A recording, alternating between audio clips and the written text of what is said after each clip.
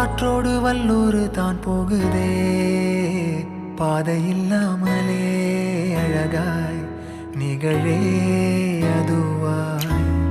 நீரின் ஆழத்தில் போகின்ற கல் போலவே ஓசையெல்லாம் துறந்தே காண்கின்ற காட்சிக்குள் நான் மூழ்கினேன். திமிலேறி காலை மேல் தூங்கும் காகமாய் பூமி மீது இருப்பேன். புவி போகும் போக்கில் கை